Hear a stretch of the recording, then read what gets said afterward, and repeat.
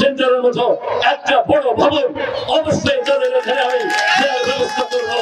কারণ তারা দীর্ঘদিন শুধু ভোট দিয়ে যাচ্ছে, তারা 90% ভোট পুল করে তারা যে এমপি নির্বাচিত করে তারা শুধু আসে যায়। তারা বলুন মুখে হাত দিয়ে আমি এমপি থাকা অবস্থায় 5 বছরে কাদার মন্দির ছেলে আমি রাস্তা করার আগে তাদের দুর্গা পূজায় প্রতিবার এসেছে কিনা, 7,500 মন্দিরে চাল দিয়েছে কিনা, এবং শুধু তাই নয় যতবার ওনারা আমাকে দাওয়াত দিয়েছে আমি চেষ্টা করেছিলাম।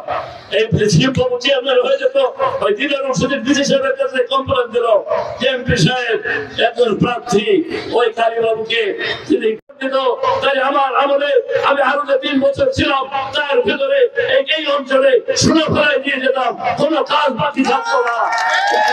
ফোন করেছিল সেদিনকে চেয়ারম্যান তিনি হয়ে যেত, কিন্তু আমার এইখানের ভাইয়েরা এই ধোজা, এই গোবিন্দকাঠি, এই টোনা, এই বাসদ আমার কাছে গিয়েছিলেন যে আমাদের হাই স্কুল অত্যন্ত অবহেলিত, দীর্ঘদিন আমরা অপেক্ষা করছি রয়ে গেছে। আমি কথা দিয়ে গেলাম আমার কাছে 50-60 হাজার টাকা মিনিমাম তারা এখনই পেয়ে যাবে। জমা দিলে ওনাদের অ্যাকাউন্টে চলে আসবে। ধর্ম মন্ত্রণালয় থেকে 4টে মন্ত্রণালয় দিয়েছি, যে বলে বাস করতে হয় সে মন পরিষ্কার রাখতে হয়। তাই নিয়োগ যদি সই হয় আল্লাহকে সন্তুষ্টির জন্য হয়, আল্লাহ কবুল করে।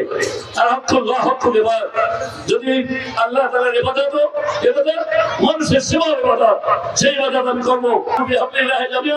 আল্লাহ তাআলা রাখো তোমার জন্য আয়াত, তোমরা নিজেদের ভিতরে ভুল বুঝাবুঝি করে ভাগাভাগি হয় না, তোমরা জাতিকে বিভেদ করো না। তাই আমি আমার বাংলাদেশ জাতীয় দলের নেতা কর্মীদের উদ্দেশ্যে বলবো, ভুল পথে চলবেন না। আমাদের নেতা তারেক সাহেব বারবার বলতেছেন ধানের শীষ যাকে দিয়েছি তার সাথে সবাই কাজ করে।